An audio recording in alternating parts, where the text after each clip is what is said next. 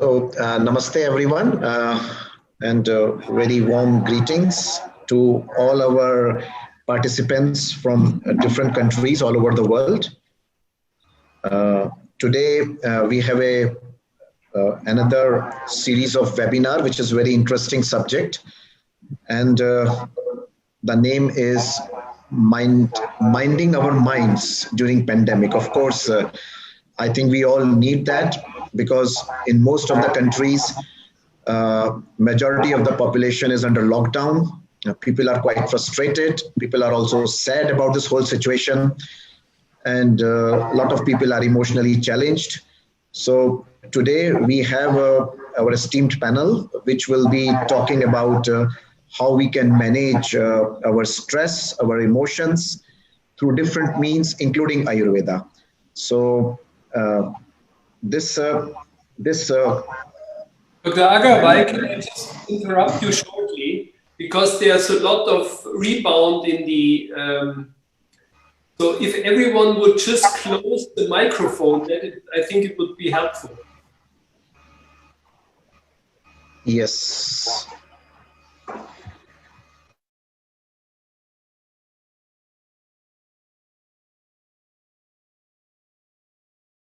Dr. Agarwal, please unmute yourself.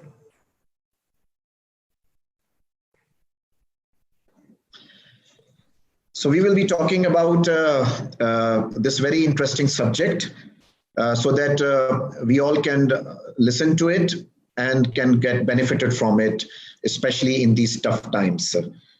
I thank Ayuryog for organizing this information webinar internationally. And I would like to introduce the director of Ayuryog, Mr. Mukesh Gupta, and I would like to hand over him for brief welcome words. Thank you so much, Dr. Nitin Agrawal ji. Namaskar, good morning, good afternoon, and good evening to all, as we have dignitaries and participants from 25 countries on this webinar. So, welcome all.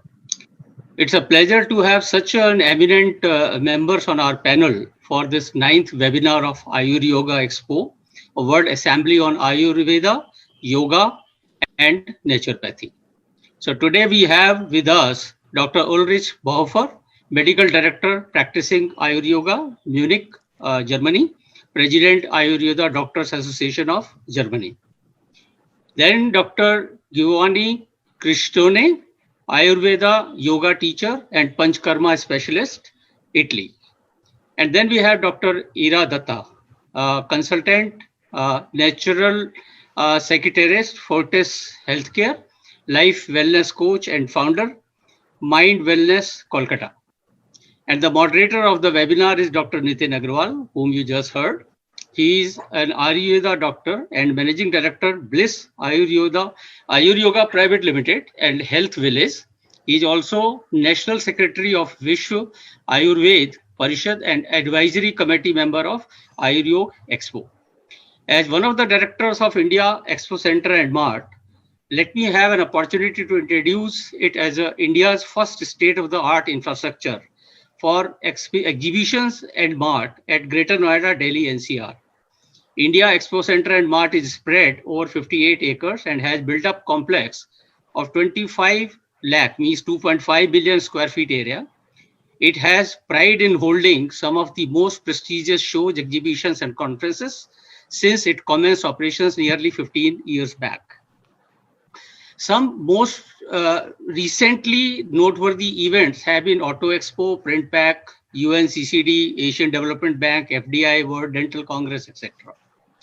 The idea of the Ayuryog Expo was conceived by Guruji, Dr. H.R. Nagendra, and our chairman, Shri Rakesh Kumarji.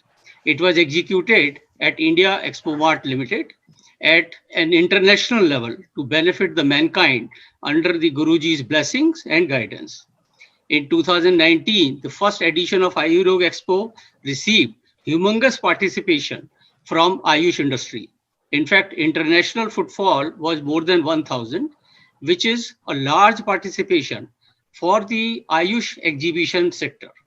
This time in 2020, the Ayuryog Expo is proposed to be held in the month of October 2020. As we all know, the ongoing pandemic has caused deep distress in our lives, which is much beyond the financial issues. Hence, our today's topic, minding our minds in this pandemic. I think this is one of the most relevant topics that need attention and discussion in phase 3 of this lockdown. I therefore look forward to the views and guidance of our eminent panelists on the topic. Let us start with the webinar. Thank you. Thank you, Mr. Mukesh Gupta ji. Yes, India Expo Mart is one of the largest and beautifully built exposition center in Greater Noida, and they host a lot of huge conferences and expositions. And I think people should come and visit this place definitely for whatever they suits interests them, especially the Ayuryog Expo that is going to be held in October, in the first week of October. I believe and I trust that everything should calm down by that before that time so that we are able to successfully host that. So yes, thank you. Yes, so we will now start with our panelists.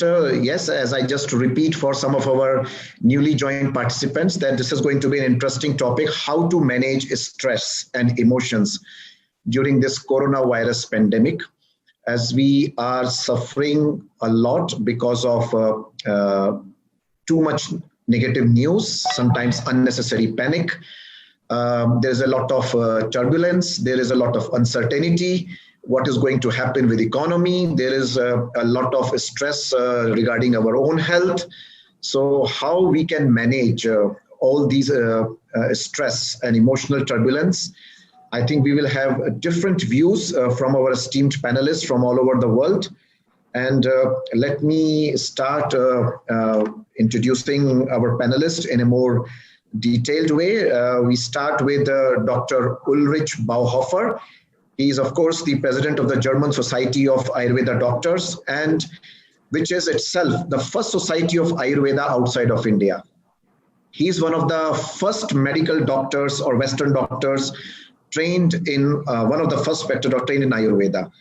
He built 3 Ayurveda clinics in Germany, and one of them is the largest in Europe. And he completed his PhD research in the cardiovascular effect of transcendental meditation. So Dr.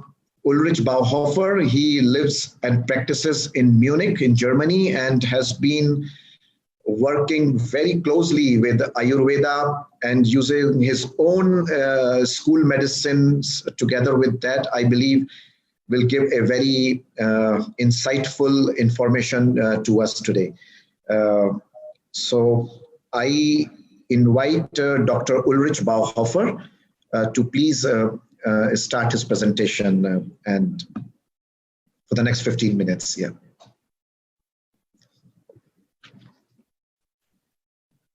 Thank you very much. I'm very pleased and feel very honored that I can be part of this conference on this webinar.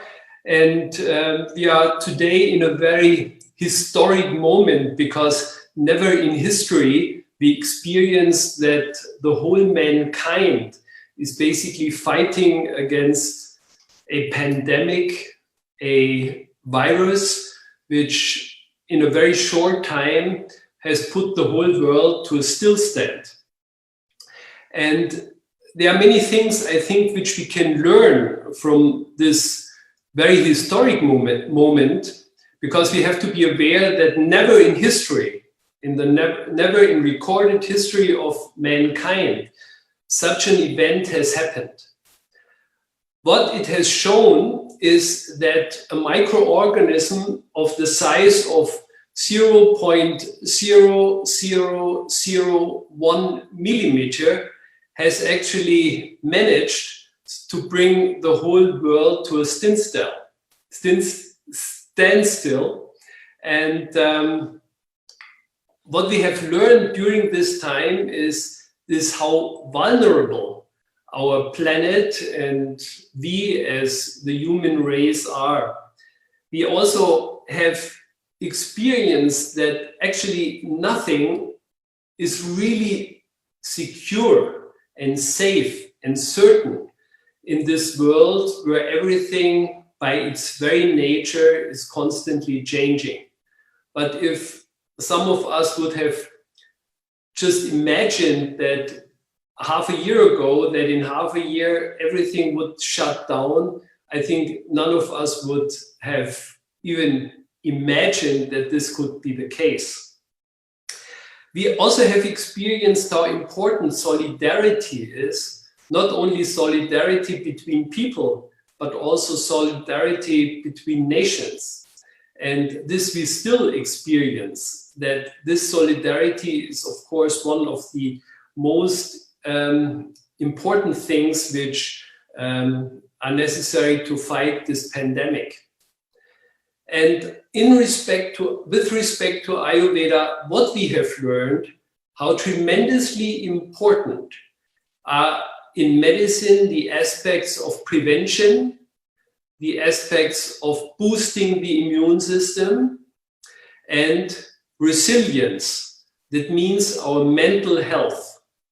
And this is actually what I would like to speak a little bit, especially because the pandemic is now entering into a new phase after the acute crisis phase is diminishing, and many countries, for example, also here in Germany, are opening the country more, the lockdown is decreasing, and that more freedom of the people is now experienced. But during this period, I think we also can think how very important it is, for example, that we prevent especially those diseases which have made people more susceptible to this COVID-19 infection. And these are especially people, risk people, you know, for example, with cardiovascular disease, people who are older people, of course, and people with these classical lifestyle diseases like diabetes or obesity and metabolic syndrome, all this what comes. And also, of course, people who receive a cancer treatment. This we have to take into consideration because all these risk or these lifestyle diseases can be prevented through Ayurvedic strategies, and they can be very effectively prevented through these strategies. We also have to be aware that especially this aspect of resilience plays a great role of mental strength. And I would like to use the time to speak a little bit about these aspects of mental strength, what Ayurveda especially can offer in order to increase our resilience and to increase our mental strength. And I want to basically concentrate on 6 different tools which people can actually incorporate in their daily lives. They are very simple things which for many seem to be quite normal and natural. They all know it, but they are not doing it. And this is the biggest problem which I have seen also in my daily practice, that many people actually know what they should do, but they don't do it. The first thing which I always see, that people are not sleeping enough. And sleep is the most important and powerful regenerative tool which we actually have. For example, 100 years ago, people were sleeping, at least in Germany, at the average 9 hours a day. In Germany and in the Western world, now they are sleeping in the average 7 hours a day. That means when you are just thinking, you know, if you are getting up usually with your alarm clock, then you must be aware that the human species is the only species on this planet which is using an alarm clock to get up. This is not usual amongst other species, you know, when, for example, an animal, it wakes up and then it is actually also well rested. Many people are not well rested, and you must imagine when you are sleeping only 1 hour less, which you actually need in order to feel good, then this means that it accumulates during the day, during the year, to 300 hours at least, just 1 hour less during the night. And 300 hours less means almost 2 weeks, 24 hours lack of sleep. That means lack of the most powerful regenerative instrument. What is happening in sleep? You must imagine that, for example, this is just one aspect of it. Our brain makes up 2% of our body weight, but it consumes about 25% of our energy. It means that the brain cells are metabolizing tremendously, very, very intensely. And that means that every single day, 7 grams of metabolic deposits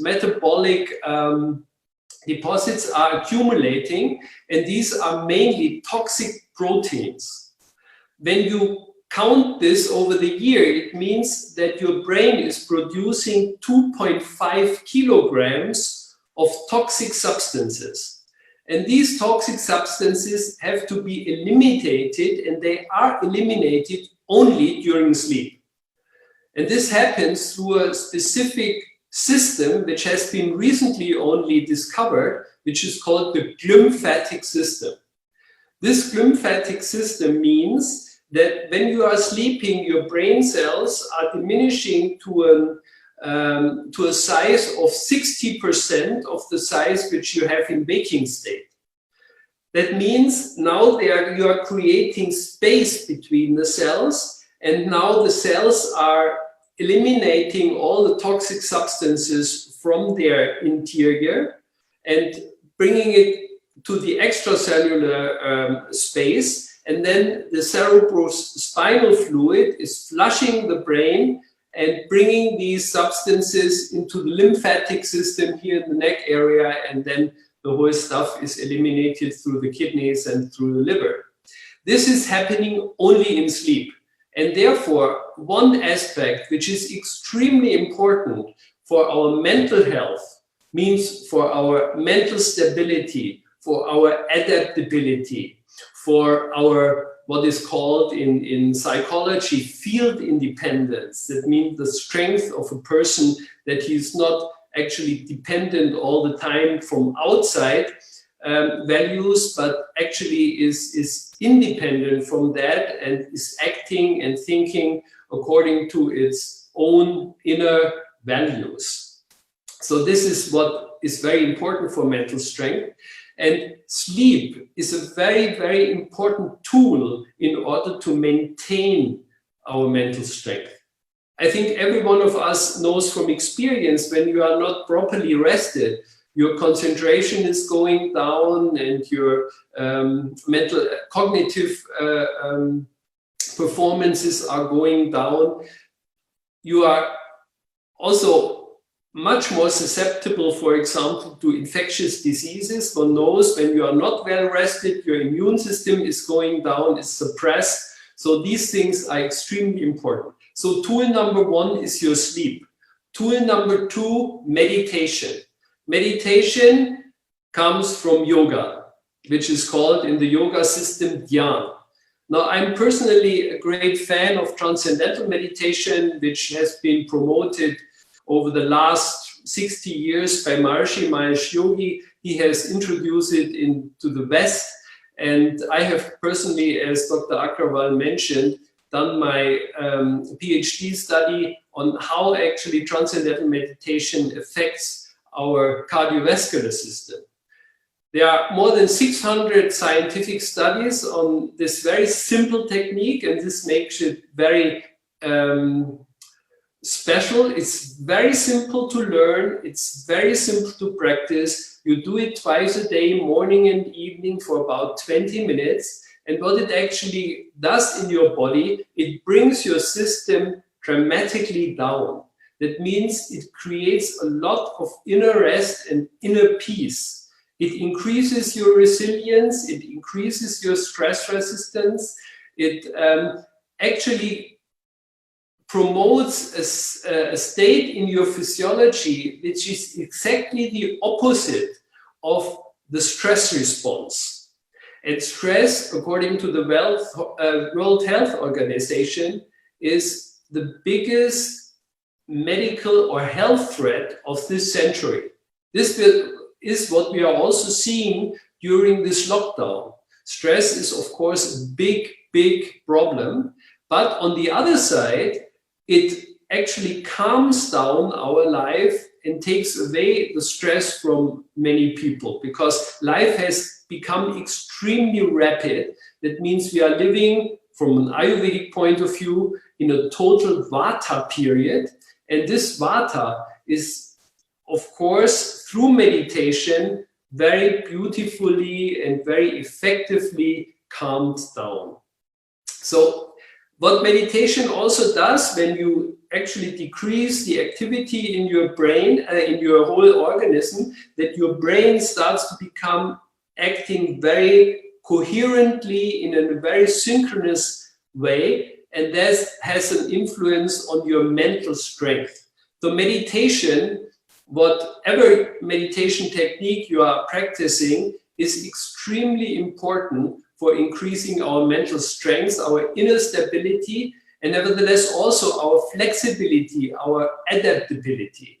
Because we have to be aware what Charles Darwin once formulated as the key evolutionary principle, survival of the fittest.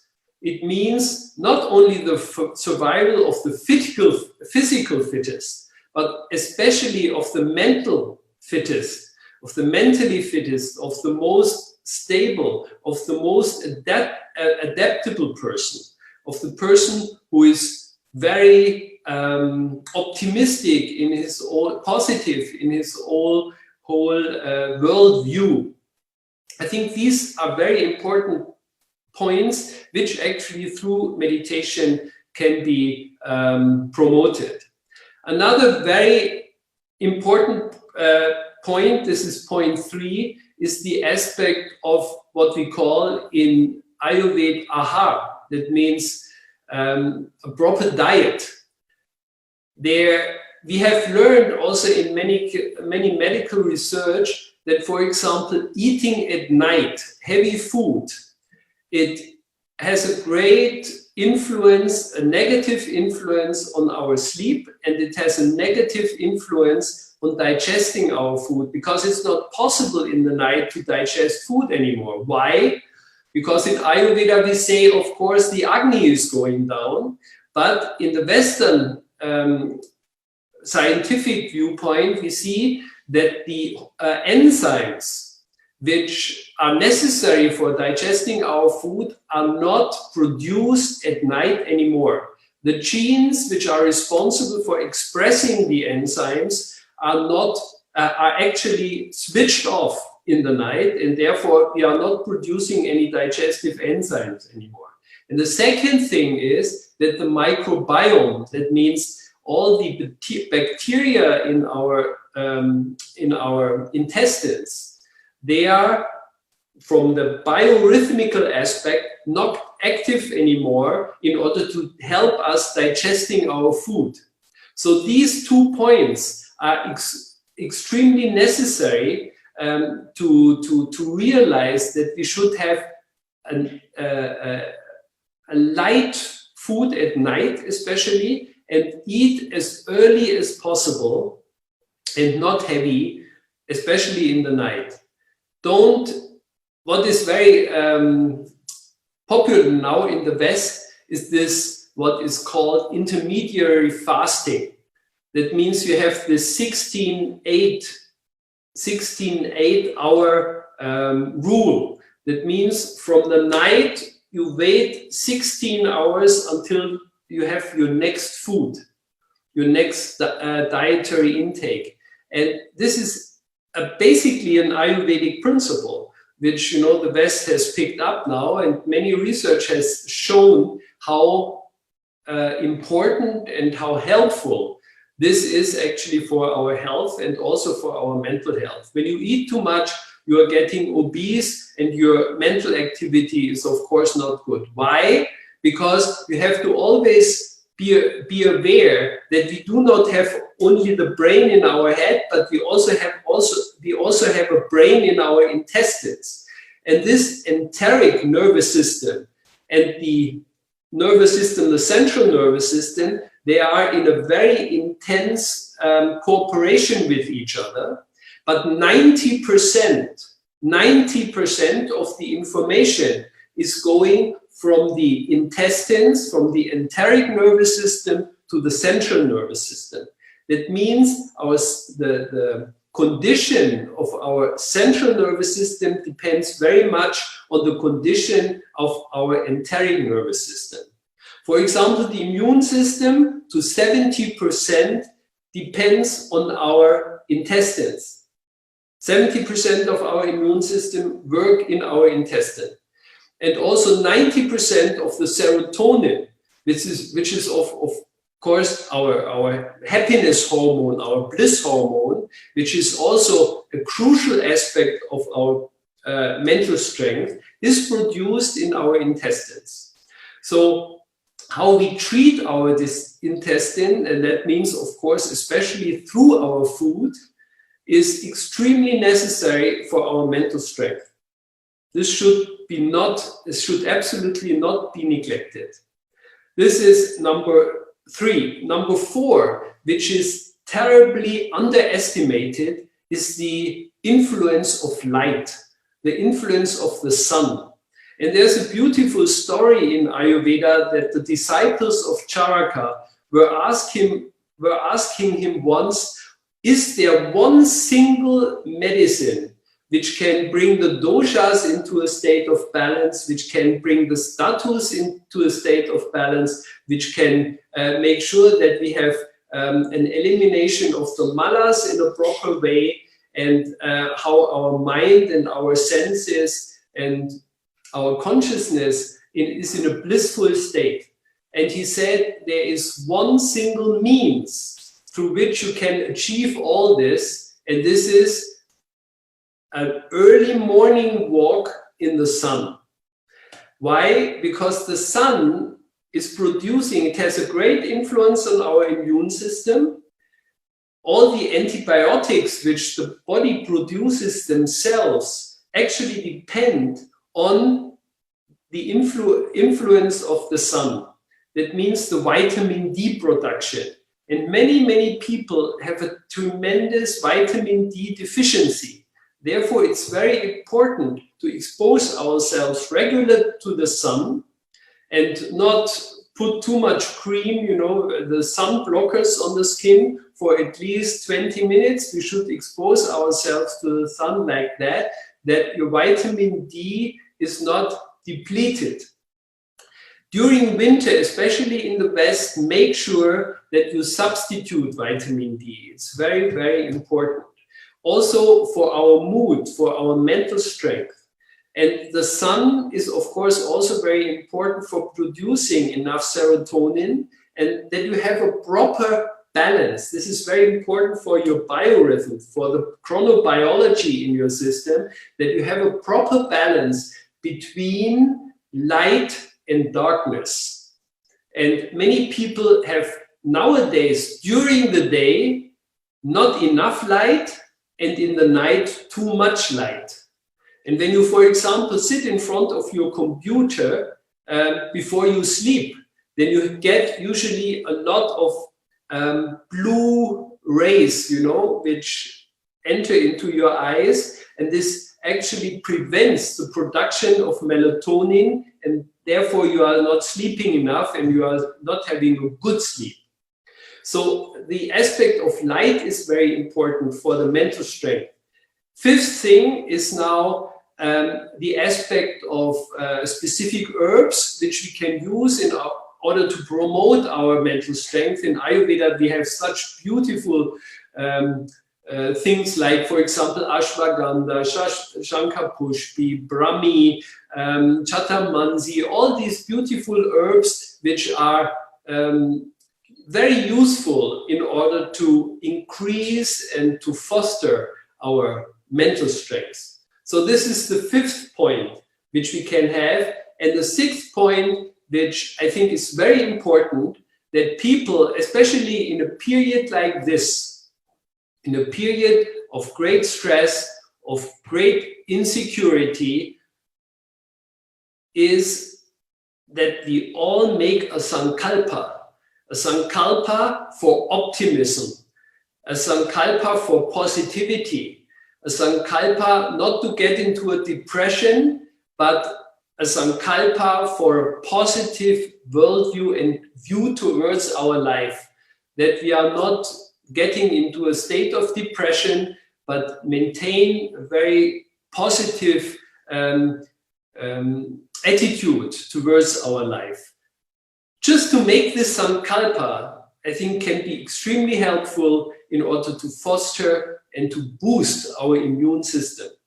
When we take just these 6 tools into consideration, I think we can make a great help in order to make sure that our mental strength, our mental health, and through that, of course, also our physical strength is improved, and that we can go through this crisis, and not only through this crisis, but also through all the crises which are coming, and there are always crises coming, in a very effective way. I think from this we can learn a lot from Ayurveda, and there's no other system of medicine which can, of course, contribute so much to these fields which I mentioned in the beginning. Prevention, boosting the immune system, and strengthening our mental health. Thank you very much. Thank you so much, Dr. Ulrich Bauhofer. It was very insightful way you explained in a very easy manner, very scientifically explained as well. So yes, I think we all should follow these 6 principles, and I believe that that will help us not only with this coronavirus pandemic, but also for any future problems that might arise. So thank you. Yes, just as we know, it's been very interesting for all of us, and we are joined by maybe hundreds of people from more than 26 countries all over the world. So it's very insightful for all the people listening. I would now like to invite our second panelist, Dr. Ira Datta. Dr. Ira Datta is MD and DNB Psychiatry. She is a consultant neuropsychiatrist and a life wellness coach. She practices as a consultant with Fortis Healthcare and is the founder of Mind Wellness and resides in the city of Kolkata in eastern part of India. Dr. Datta, yes, when I read some very interesting work she has done, she has done the first ever study in the Indian subcontinent on selfie addiction. Yes, I think this is a very important thing which people suffer these days, selfie addiction, and its impact on psychological well-being. She has been very vocal in sharing her knowledge on mainstream national media as well as social media on different aspects of her, on different issues like digital mental health, which is again an interesting subject. Of course, rising suicides in the country and corona pandemic. Her main idea of this holistic lifestyle, even though being a allopathic doctor, is balance for wellness. So it's always heartening to listen to people who are very open-minded and working in a very holistic field. Thank you, Dr. Datta. So I would like to invite you to please start your presentation. Thank you so much. Thank you so much. That was a lovely introduction. I'd like to share a presentation that I've created so that everybody gets where I'm coming from. To start off, I hope I'm audible.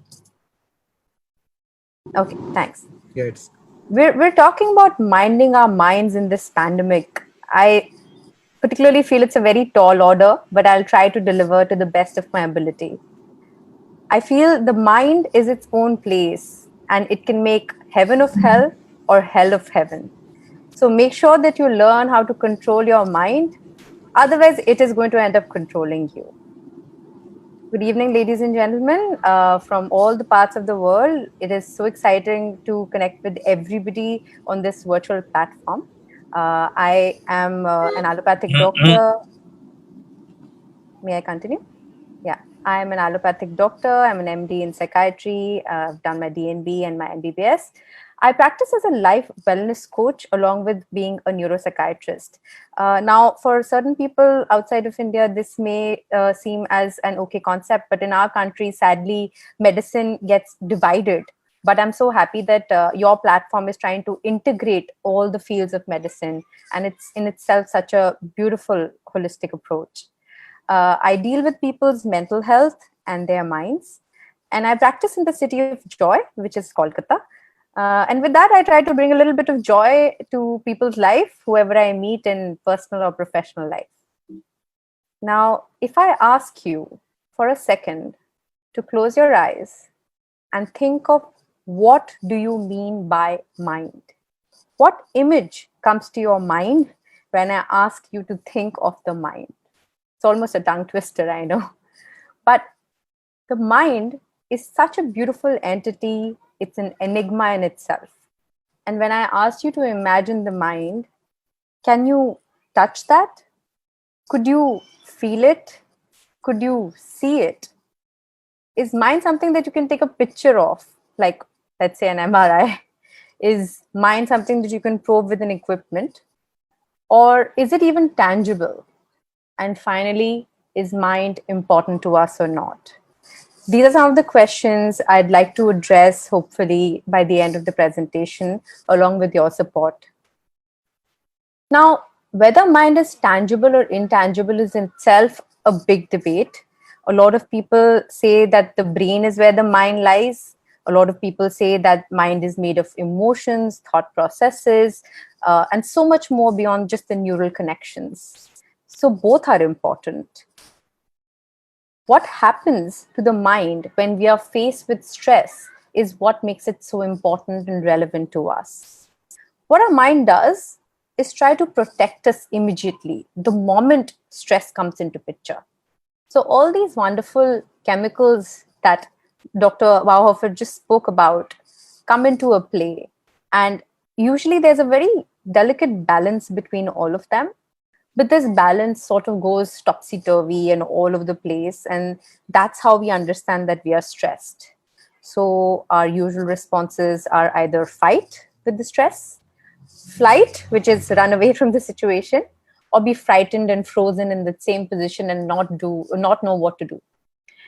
Now, like the Darwin principle, you either persist or you perish. So our mind is helpful in allowing us to persist against all odds. And that's why our minds are so important and why we need to strengthen it, ladies and gentlemen. Now we're all facing a stressor right now in our lives. It's a very teeny tiny one. Like Dr. Bauhofer said, it's invisible, but it's brought the whole world to its knees. And we are bowing down in front of it right now. The pandemic is literally taking a toll on people's not only physical, but even their mental health. So what is so unique about this particular situation than compared to all the other stressors or other stressful situations that you may have faced in the past or that may be yet to come? Personally speaking, this is a novel situation. I mean, even as a doctor, I don't have all the answers. I know nations don't have all the answers. The government tries to protect me, but doesn't have all the answers. So because it's so novel, it's so unknown, these waters are new for all of us, it becomes extremely overwhelming and stressful. We are very uncertain. The news is changing by the minute. We don't know whether it's thrombosis, whether it's pneumonia, what is it? And I think it's safe to say all of us are saying to each other, when will this end? I think the end point is something which is causing us a lot more stress than anything else. So, are you and I the only ones who are stressed about this particular situation? Well, the pandemic has us thinking about all of these what ifs. What if this will happen? What if I lose my job? What if my partner gets it? What if a family member, a loved one gets it? What if I get it? And what if this is the new normal and this is how the rest of my life will pan out? So, as turmoil as you and I are, I know somebody else who was in such a dilemma many, many, many eons ago. From the Bhagavad Gita, I'd like to recite, and please pardon my Sanskrit. It's a little bit um, rusty, I would say. I learned back in school. But Arjuna said to Sri Krishna, Chanchalam hi mana Krishna parmathi balvadridham tasyam nigraham manya vayur iva su dushkaram, which translates to, the mind is very restless, turbulent, strong and obstinate, O Krishna. It appears to me that it is even more difficult to control than the wind itself. Now, when Arjuna was talking to Lord Sri Krishna, he was talking to Krishna, who forcefully attracts the minds of even the most powerful minded yogis. And he was requesting and begging, please help me tame my otherwise restless mind. Since in this Kali Yuga we do not have Sri Krishna coming down and helping us, why not learn how to mind our own minds, since each one of us is so unique, and how to keep ourselves prepared not only for the now, but even for the future. This is one of my most favorite inspiration in itself, which is the lotus. The lotus teaches us just so much. It grows in muck, it grows in mud and dirt, and yet it comes out blossoming, blooming, bringing beauty. And that's how we should be. Even in the worst of the situations, we can try to find some kind of silver lining. So, my recipe for everything related to stress. I believe strongly in mental hygiene. What is that, you say? Well, I'll explain. First of all, we're all aware of dental hygiene, which is brushing our teeth 2 times a day, hopefully, at least for 5 minutes, and taking good care, flossing. So, dental hygiene is so important to each one of us that we take utmost care of it. We ensure that we are doing it every day, relentlessly, without a fail. What about our minds? Do you or have you, even in the past 1 week, stopped and taken care of your mind? If not, don't worry, it's never too late. I believe you can always start now, and that's what we'll do. So, taking out time for your mental hygiene is probably the smallest of the things that I can urge you to do today. I'd share, Dr. Bauhofer actually said a lot of techniques, and I'm very impressed. Some of them may overlap with mine, but that's because they are ideally the right techniques for all of us to implement in our lives. My favorite 5 tools, these are not only things which I teach or which I share professionally with my clients and patients, but these are also things that I do very personally. So they make me not only preach, but they also make me practice. And I always believe practice what you preach. The first one is setting intentions, very similar to what Doctor said. The second is finding new meaning. The third is asking yourself, is your mind really full? The fourth is just move it. And the last is the most important, that is satisfaction. Let's take a look at them. Setting an intention. So I really believe in the law of attraction. An intention is actually quite bigger than just a goal. And it calls out to the universe, and then the universe calls it out for you. So what you intend manifests itself. Maybe start your mental hygiene by intending to be more optimistic, by intending to take better care of your mental health. And that could be a start somewhere at least. The second is finding the white in the black. That is new perspective. And this is a very popular positive psychology technique called learned optimism, which means that you and I are not necessarily all born positive.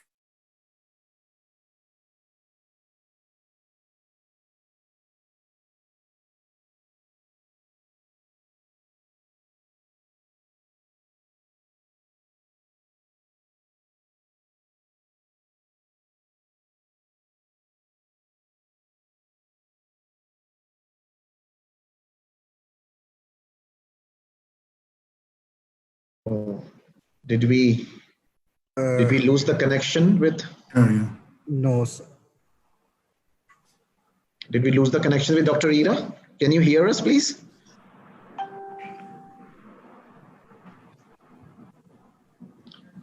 Dr. Ira is joining again. Yeah. Okay, yeah, here she is, I think. Can you hear us, Dr.?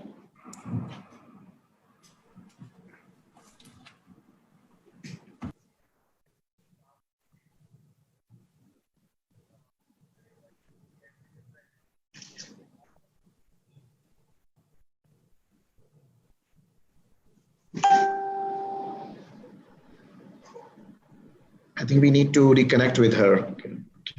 Yeah.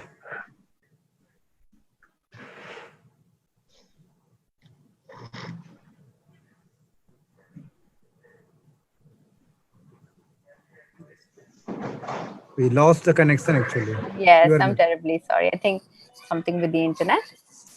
Maybe resume. Yeah, Yes, you can resume. yes, please. May I mind asking where did you all lose me? If someone can help me out where they lost me in the presentation, please. Yeah, this is the optimistic one where you were Okay. there. So Next So one. so we didn't lose each other a lot. yeah. Okay, great. This one. Right. So we were speaking about the learned optimism, and we were talking about the positive psychology, the school which Martin Seligman has brought to us. And it's wonderful that we all can learn how to be positive. So if you can ask yourself that has this pandemic, has this lockdown, which was terrible, I know for some people, has it taught you any good thing? Let me share what it has taught me and what a lot of people from so many webinars that I conduct have told me that it has taught them. You can definitely add more to this list. So a lot of people have revived their old hobbies. I know I loved cooking, but never had enough time to do it regularly, and I've revived that. So finding a new hobby or reviving an old hobby is a great way to see the positive even in this negative situation. Finding time for yourself, maybe even for your loved ones, finding time for reflecting that what is the bigger purpose of my life. And like Doctor said in the beginning, we're all helping each other, even beyond borders. That's something great. And we're letting Mother Nature heal. Thank God for that. It was about time, I suppose. We need to change and work on our beliefs. And this is something which I do in therapy, which is called cognitive reframing. How you speak to yourself matters a lot. It matters a lot more than how you speak to others as well. Because believe that a certain situation is bad or a certain person is bad or a certain instance is bad, and it's bound to give you a negative outcome. But believe that something good would come out, you're more likely to see the positive of it. So work on your belief systems, please. Identify if you are in denial somewhere. I know a lot of people who safeguard themselves by saying that, no, this is fine, I'm just like this. Stop saying that. Start working on your inner critique and on your inner dialogue. My next tool is my favorite and something which I swear by. I was introduced to maybe 4 years back when I was in medical school still. And it was wonderful that I learned how to stop making my mind full, but start being mindful. What's the difference, you ask? Well, always ask yourself, is my mind where my body is? So if your body is here right now, that's where your mind should be, right? But very often we find our minds either in the future or in the past. So I'm imagining what I'm going to eat after this webinar, or I'm imagining that what happened in the morning. Focus on the now. Focus on the present. Very quickly, I'd like to share a very fun way and easy way how you can do it. Simple mindful practices. Look at a baby. How does a baby eat food? So mango is the fruit of the season here in India right now. If you give a baby a mango and see the baby devouring it, you'd see that they eat not only with their mouths, but with all their senses. So they'll make it gooey and they'll smell it and they'll eat it and they'll smear it. And I'm not asking you to be dirty, but mindful eating can bring about a different feeling altogether. Next time, put those cell phones away, put those gadgets away. Please switch off the TV while you're eating and focus on the action of now. You can also have mindful walking. It's fairly simple. Or even just observe your breathing, and that's called mindful breathing. My next tip, which I tell everybody, is move like your life depends on it, because your mind depends on it. Moving instantly produces endorphins, causes an instant surge of serotonin, endorphin, and all the happy chemicals in our mind. And I've never met a person who says that they felt bad after exercising. So find an exercise which you don't think is an exercise and think of it as a punishment, but make it fun, make it something simple, but even the smallest of the movement will be extremely helpful in making your mental health better. Because body and mind go hand in hand. A lot of people believe that when I'm telling them to move, that I'm asking them to lose weight. That's not true. It's essentially for just an equilibrium or balance in your life that you need to move.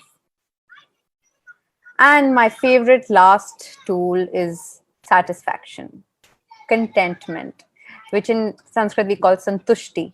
So you may have an entire pizza and still not feel full, and you may have 99 and yet focus on the one that you don't, or even have 100 and yet focus and pine for the next 100.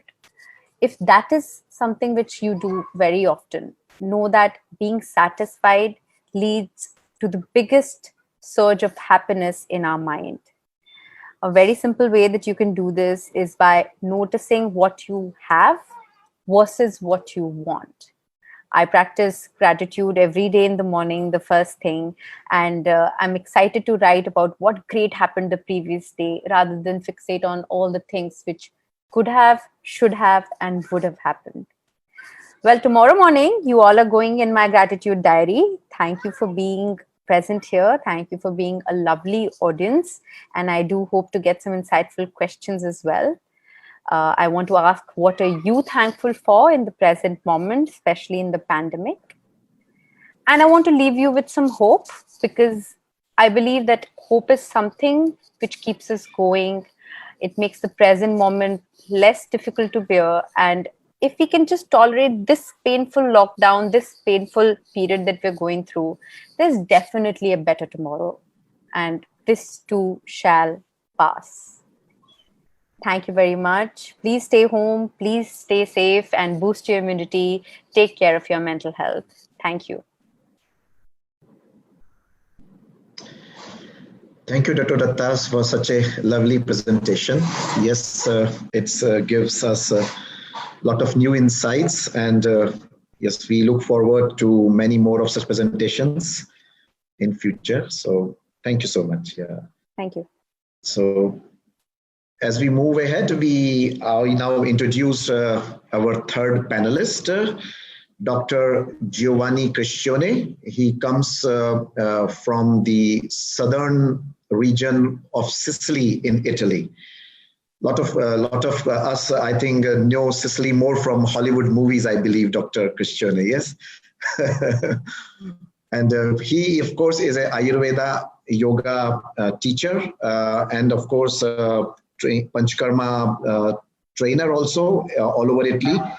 He has been teaching more than 3,600 students primarily physiotherapists, phytotherapists, and even beauticians all over Italy and Europe. So that's great. Started learning Ayurveda since 1985 through various courses in India and Europe. Did an Ayurveda course in 1992 with Professor Ram Harsh Singh from Banaras Hindu University, Varanasi, and in 1994 obtained the diploma in yoga therapy from BHU. In 2007, together with a group of students, founded National Association of Ayurveda Operators, ANOA, in Italy. And since then, he has been conducting, I think, hundreds of courses all over the country. I have the privilege to be part in some of his courses there with Ayurveda. So, yes, it's welcome, Dr. Giovanni Cristione. It's yours, Sweet. Thank you. And namaste to all.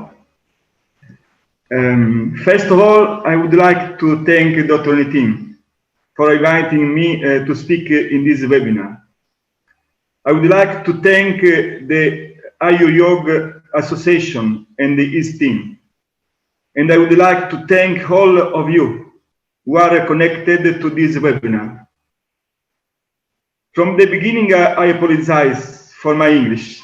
It's not a good English, but I hope to do the best to bring my thing to all of you. It was on August 1985 when I met Ayurveda. My first approach to Ayurveda was Panchakarma therapy, and I follow a course with Maharishi Ayurveda in Vlodrop, Holland. Then I follow a lot of courses in India. In these past 27 years, I have been Ayurveda course in the main Italian cities, training hundreds of Ayurveda therapists in the field of wellness. So the main topics that I have always covered in my courses are related to wellness, maintaining a good state of health, and release stress from life. Live life without stress. When we talk about stress, we cannot just confine it to the mind. Man is global. Man is made up of body, mind, senses, and consciousness. As such, the achievement of a state of well-being, it is necessary to work on all aspects of life. Stress is physical, mental, and emotional. Looking at the present situation, I find two things. First, this coronavirus pandemic has brought to light the fragility of human beings.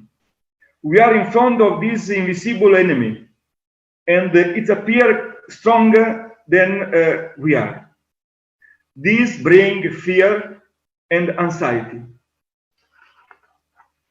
On the other hand, this situation, this lockdown, in which everyone is forced to stay at home without working, without social contacts, this situation created insecurity, and especially economical insecurity for now and for the future.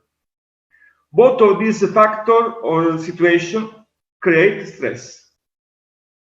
Stress reduces ojas, our immunity power, and stress make mind moving from chaos to inertia, from rajas to tamas.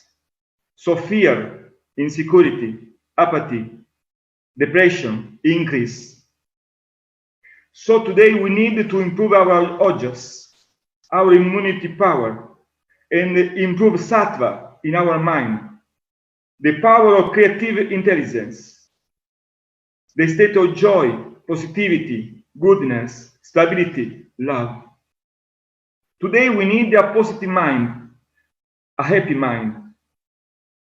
We need to live life in a state in which mind and heart are in harmony, in which our thinking is in harmony with our feeling.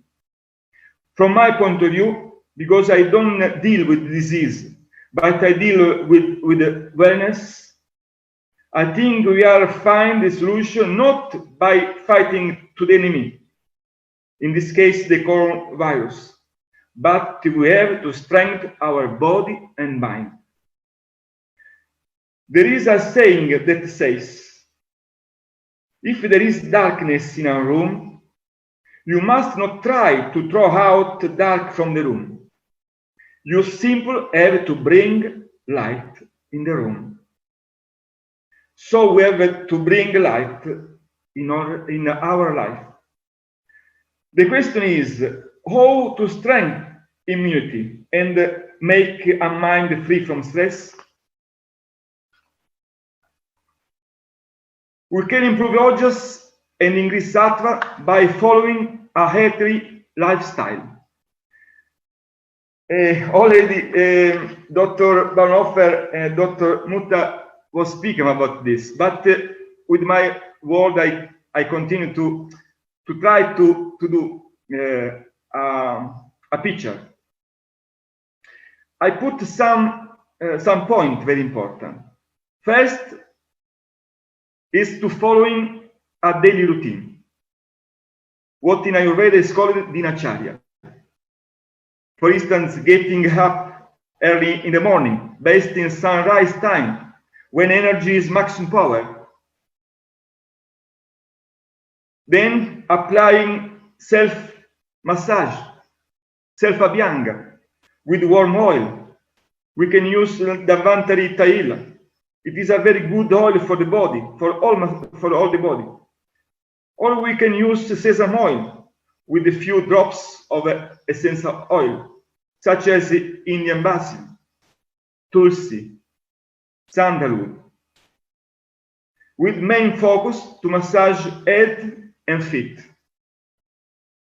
Then for performing physical exercise, such as yogasanas, or we we perform Surya Namaskara, sun salutation. This gives strength, energy to the body, to the mind. Then dedicate few minutes to control our breath through pranayama practice. You see, this pandemic, the place that interferes is just the respiratory system. So to have our breath free is the best way to defend our body, to strengthen our body. So pranayama, I put, is one of the best things to do in these days. Then practice meditation. I put this on the top because already everyone knows that the power of meditation is just against the stress. We can relieve stress very easily. I've been practicing and teaching transcendental meditation by Maharishi Ayuryog, and I know that is a really good practice of meditation. But there are other forms of meditation. But anyway, meditation I put on the top of the things that we can do to strengthen our mind. Then we can spreading essential oil in our environment. Indian basil, sandalwood calm the mind. Rose and rosewood pacify emotion. Then we can use the sounds of Tibetan bells or listening relaxing music. In India is famous the Gandharva Veda, the melodies that give peace to our mind and our emotion. Then we can use also stones such as amethyst, aventurine, and rose quartz. The amethyst reduces mental stress. Aventurine gives peace to the feeling. Then, by drawing and coloring mandalas, a wonderful art is create focused mind, relax in the mind. And it is a fantastic art for children, also for elder people. It is for everyone. Then eating sattvic food, like fresh vegetables, cereals, legumes, fresh fruits, etc. And reducing or avoid meat. Reducing or avoid the use of alcohol, cigarettes, and all toxic substances. Then using the help of Mother Nature, like the Ayurveda remedies, called in Ayurveda Manas Rasaina, and Dr. Nitin knows about.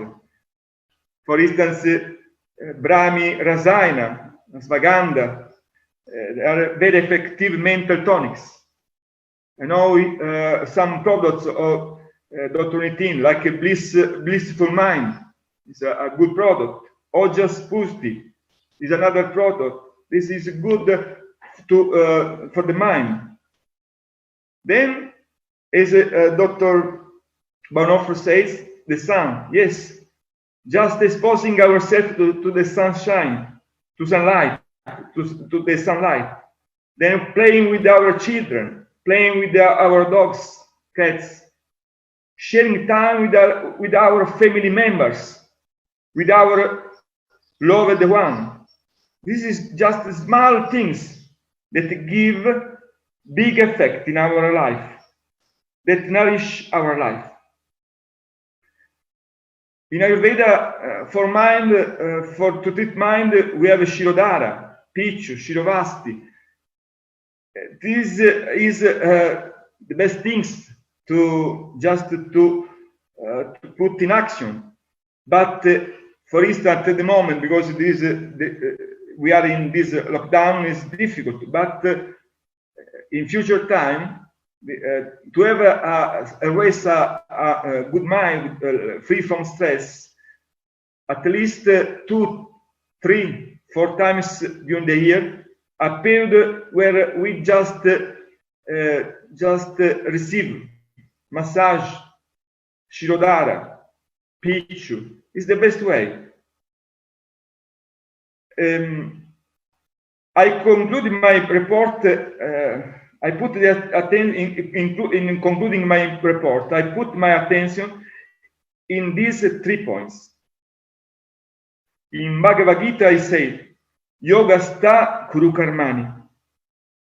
Lord Krishna said Arjuna in the time where he was in the front of his enemy.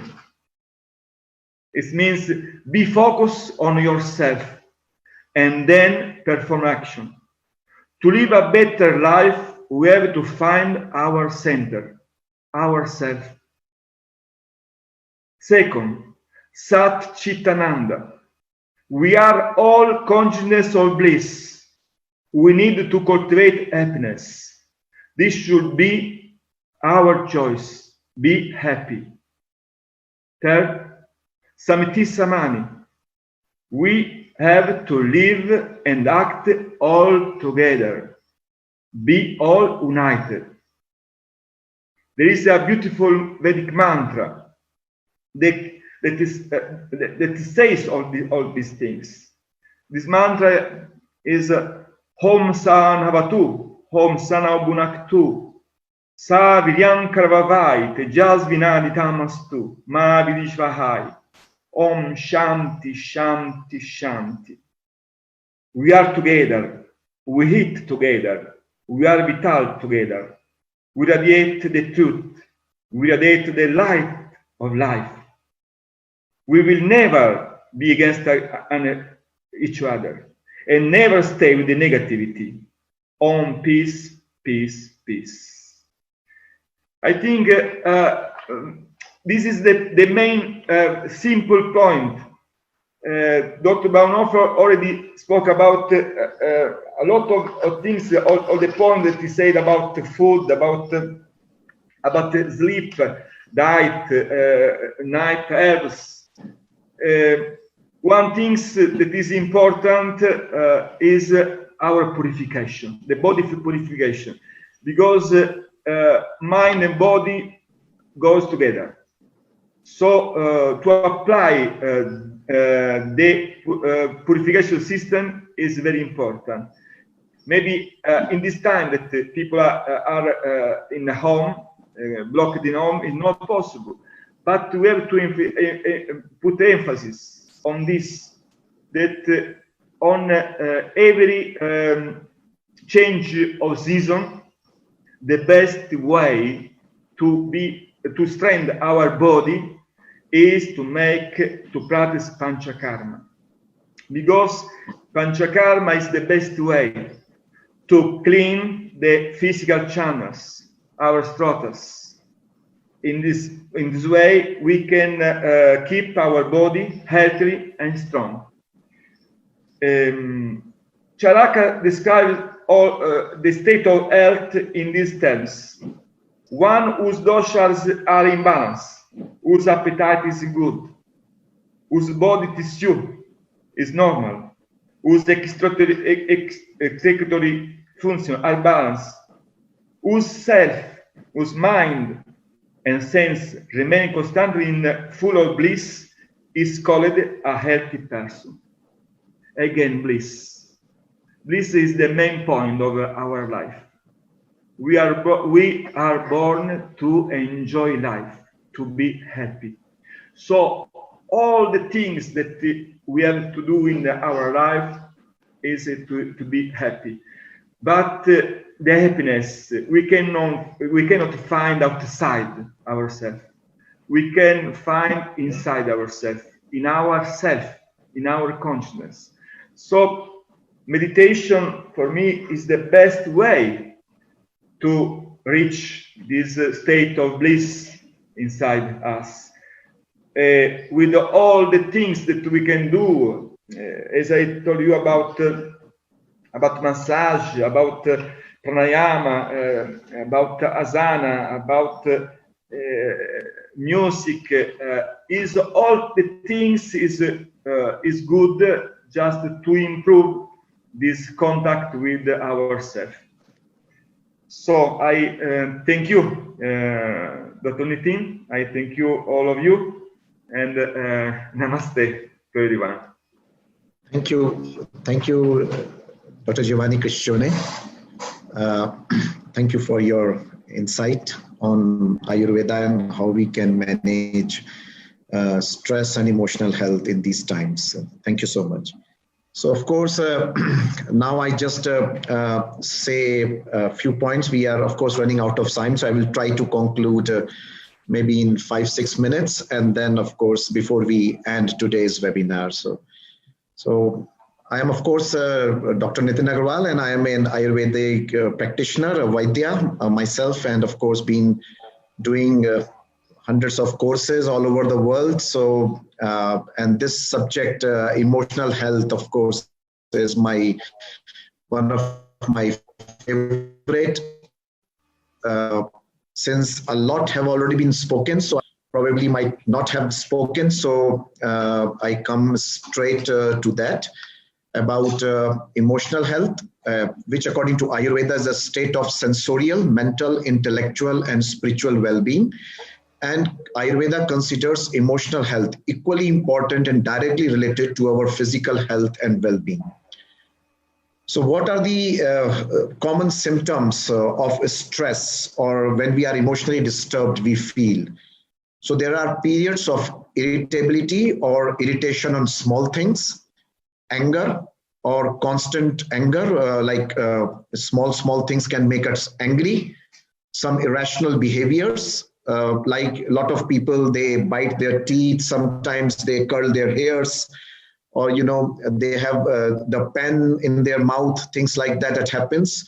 These are very clear signs of stress. Low moods, lack of concentration, poor memory, abnormal eating behaviors, either we eat too much or we lose our appetite, dryness of the skin, low sex drive, especially it is important. Sometimes we do not have a healthy sexual relationship, and increased instances of alcoholism and smoking. They are also some of the common symptoms of continued stress and emotional turbulence in our life. So if either of us has these behaviors, then we should think that we probably are stressed and need to address that.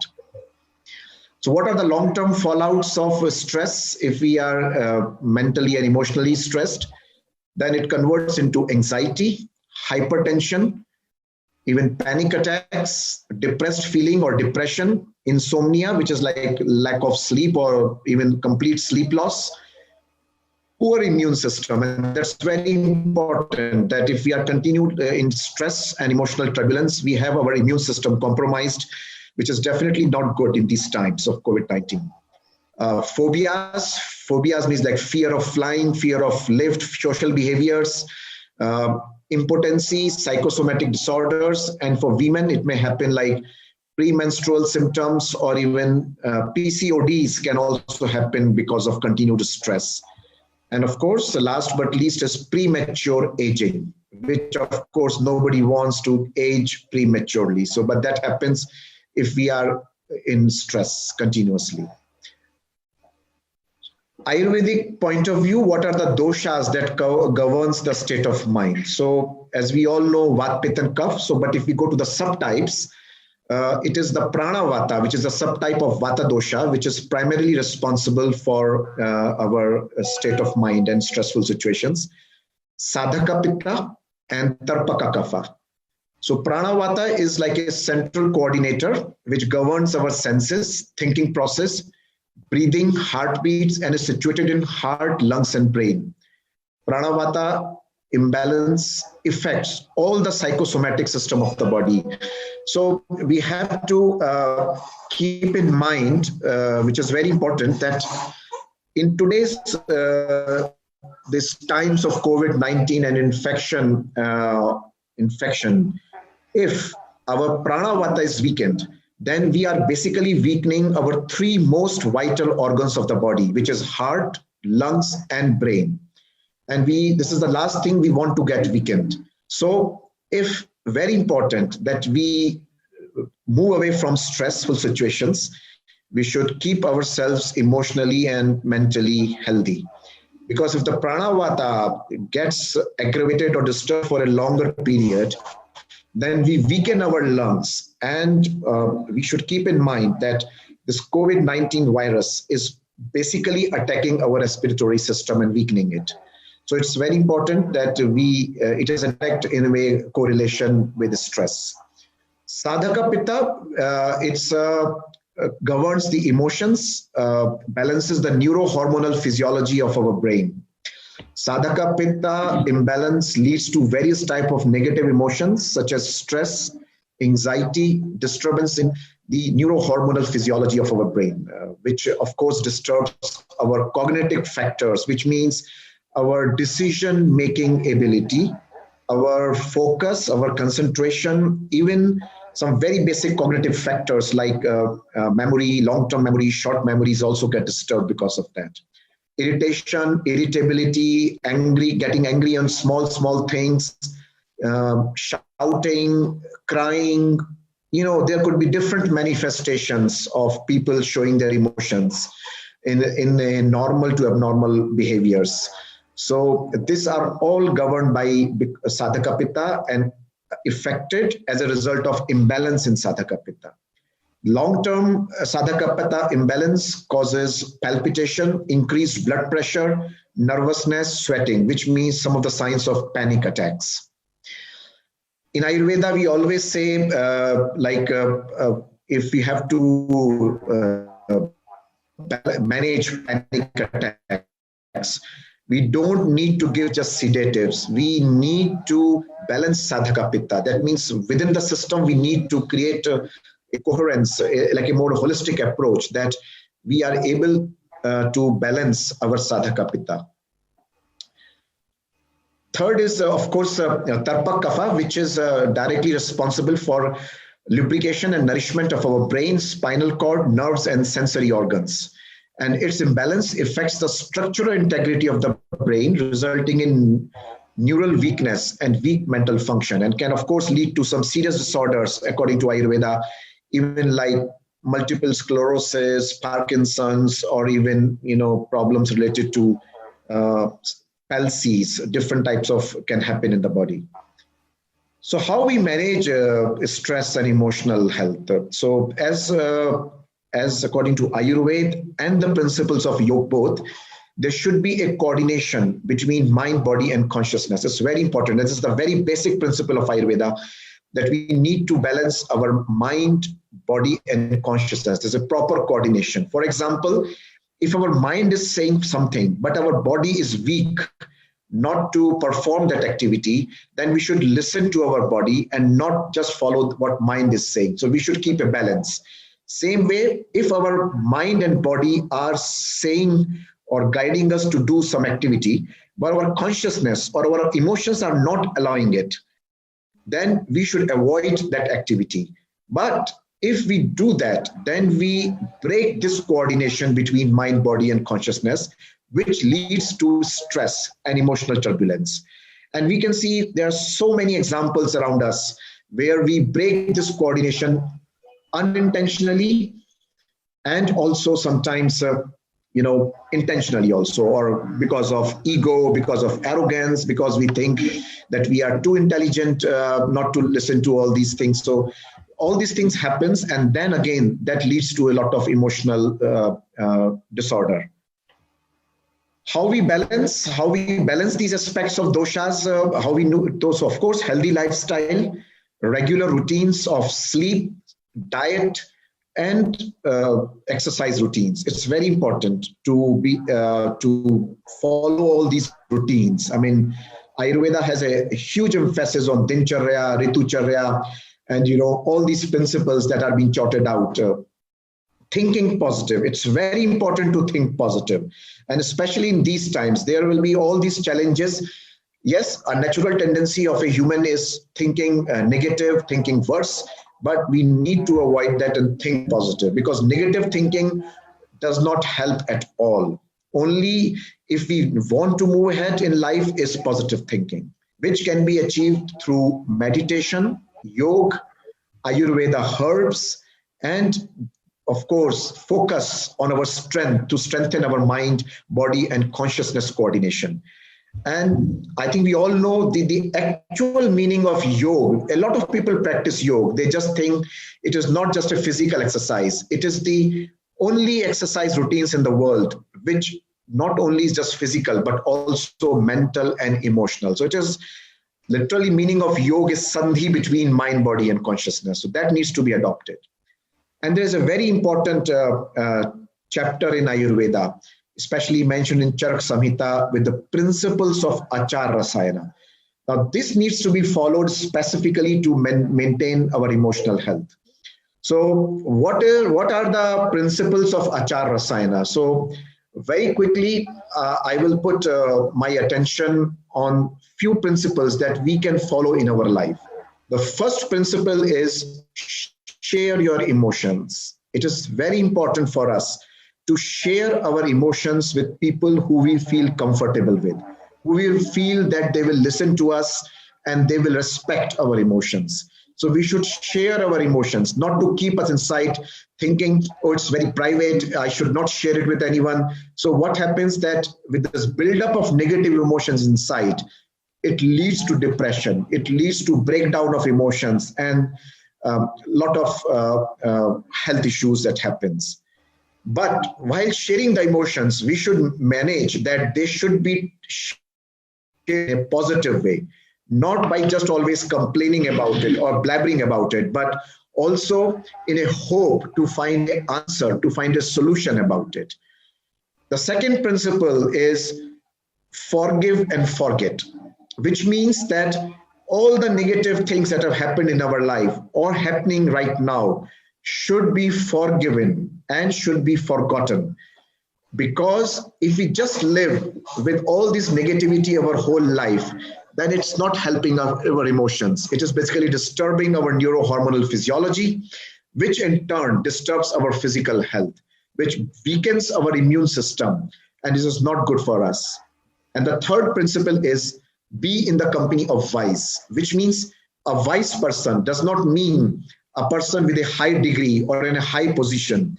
A wise person could be just a very simple person in, who listen to your emotions and give something or say something which is full of wisdom.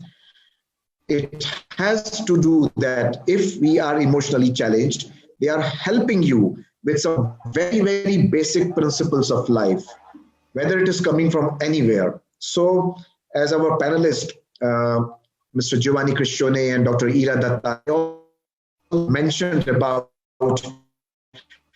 quoted Bhagavad Gita. Yes, these are some of the principles, no, but somehow we don't follow and we don't practice in today's time. And then as a Ayurveda doctor, it's of course my duty to tell that what are the prominently used Ayurveda herbs. I think we should all take them regularly, not just as some medicine, but as a supplement, as a rasayana, as a medya rasayana, as for rasayan chikitsa, for helping ourselves just to nourish our minds, our emotions, to soothe our emotions, and to balance our immune system. So some of the prominent herbs are Brahmi, Bacopa muniri, Gotukola, Centella asiatica, Shankh pushpi, Convolvulus pluricollis, Ashwagandha, Bithania somnifera, and Arjuna, Terminalia Arjuna. I mean, Ayurveda is full of hundreds of herbs which are very beneficial for the state of mind and emotions. But these are the most prominently used herbs. And if the Vaidyas always suggest and strongly recommend that all of us should take these herbs at all times to manage our day-to-day stress. Because if we even Google about these herbs, I mean, in today's, it's very easy to Google and just to see there are hundreds of research documentation about the benefits of these herbs on the cognitive mind, on our cognitive functions of the brain, and on our heart, what we call man. It is very important that we take the yogas or the formulas made of these preparations that helps elevate stress, helps make strong to focus with day-to-day stress, to cope up with day-to-day stress, and strengthen our immune system, bring positivity, which we call sattva quality, and brings coordination between mind, body, and consciousness. So I think if we take all these things in a regular way, we definitely balance our emotions, we balance our state of mind. And as Dr. Giovanni Criscione mentioned, he's of course an expert, Panchkarma treatments or Ayurveda massage, not just normal massage. Ayurveda massage is very different from regular massages because they are done in a very synchronized way, primarily by two technicians using herbalized oils. And they are very deep, not only just to relax, but to balance our doshas. So I think just to conclude, I would say that we should definitely keep taking these herbs. We should definitely keep following some of these principles of Ayurveda. And if we are able to do that, we manage it in a very effective way. So thank you so much for listening to my presentation. And I would now like to forward it to Mr. Praveen Prabhakar, who is, of course, helpful in organizing this Ayuryog conference, this international webinar, for very successfully operating it.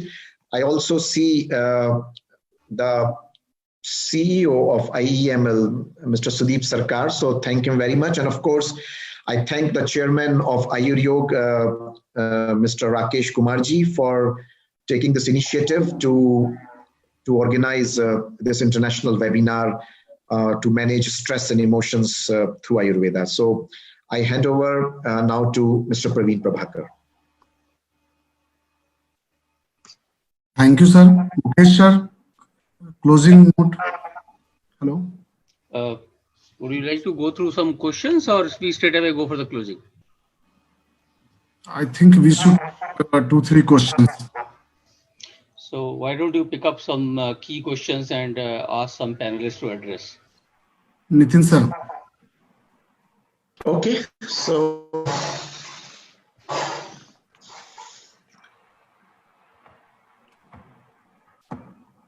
Question and answer section. yeah, we can take some more specific questions that are especially mentioned. There is one question for Dr. Ulrich Bauhofer. Does eating wrong foods and or eating at wrong timings affect the thymus gland functioning? If Dr. Bauhofer is listening. Can you say this again? How it affects the pineal gland? Yes, if eating wrong foods or eating at wrong times affect our thymus gland functioning of the thymus gland. Oh, the thymus. Okay. Thymus, yes. Wrong food eaten at the wrong time, it affects not only the thymus gland, but it affects everything. It affects the whole body. And I think we have to understand, and of course, also our mind. We have to understand that Ayurveda doesn't approach only one specific system in our body, but this is what makes Ayurveda special, that we never treat a disease or we treat a symptom or we treat an organ, but we always treat the human being who has these problems, and that affects everything. It means everything is affected by that when you eat the wrong food and when you eat at the wrong time. So the timing is very important, and also the substance. And why is the timing so important? Because the time affects the Agni. It means at what time your Agni is strong and at what time the Agni is weak.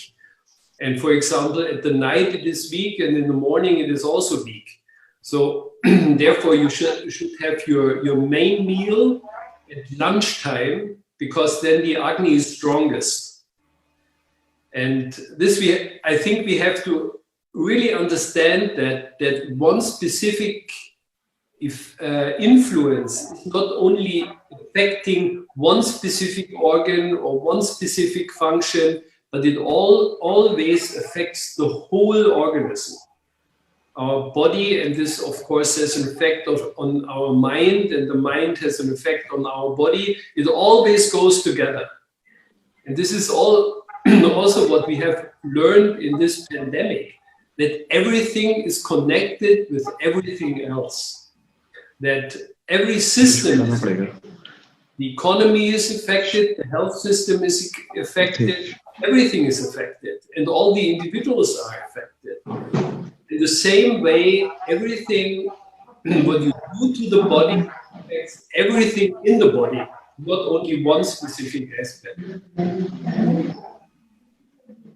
I hope this answers the question. Okay, thank you, Dr. Bauhofer. Yes, so yes, there are a few questions regarding to repeat the names of the herbs or list those herbs. So I think yes, what most of us speak about the herbs were it was Brahmi, it was Gotukola, Shankh-Pushpi, Ashwagandha, Arjuna.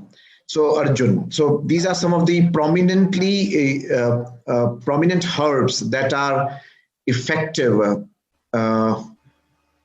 in managing stress and emotional health. So we have questions about how to overcome the fear of being infected, or so how to. So would anybody like to take this question? How to overcome this fear of getting infected? I think what is very important that you are established in yourself, because what makes us always very uncertain is then we focus on the changing world. And when you try to seek your ability in the world of change, it's a contradiction within itself, because in the world you can never achieve any stability. So you have to really get And this is what Ayurveda says actually, what svasta means. What means svasta? Sva is the self, and sta means to be rooted in oneself. And with this self, this is the yoga state. The self is the yoga state. And I think Dr. Dutta has beautifully said that meditation and all these different aspects, they are a means of mental hygiene. That means you eliminate all the dust and all the dirt which is entering into your system the whole day. And you have to do something in order to get rid of that. As you brush your teeth, you have to make sure that your mind is regularly cleaned. Because there's a beautiful saying in the UNESCO Charter. It says, for example, war starts in the mind of people. And that means whatever we see in the world today is just a reflection of the way how our mind is functioning. And when our mind is not orderly, when it is not coherent, when it is not peaceful, then what do we express in the outside? We express exactly those principles which are inside. Usually what happens, the world has become so fast and it has become so complex that everything what enters into our system, it affects also the functioning of our physiology. It's, for example, extremely interesting that today people are breathing double as fast as they have breathed, is that the right word? As they were breathing 60 years ago. Or for example, you have 1 trillion people in the world who suffer from hypertension. For example, in Germany, 80% of the working population is suffering from sleep problems. And these are all indications that everything what comes from outside into the inside is actually reflected in the functioning of our physiology. So we have turned this around. It means when you are always have an anchor within yourself, which is very peaceful. You know, the yoga state is a state of total peace, of total silence, of restful alertness, as it is beautifully said. And when you, after meditation, for example, after experiencing this yoga state, you bring it to the outside is now reflecting the inside and not the other way around. So you have to break this vicious circle that always the outside is affecting the inside, because we are constantly online with outside, and we are constantly online with outside, you are offline with inside. So go online with inside, and through that, you are affecting the outside in a very coherent. I think this is a strategy which we can learn from Ayurveda, we can learn from yoga, and this is the greatest blessing which the world has. Tradition of India. This is the greatest. Thank you, Dr. Baufer. This is beautifully described. I think very well explained by you with this answer. I think since we're running out of time, so maybe we will take. There are several questions. I can see that, but I think we will have. I suggest that those questions should be diverted to the panelists, and then maybe the replies can be sent on emails. Is that okay, Mr. Praveen, if we do that?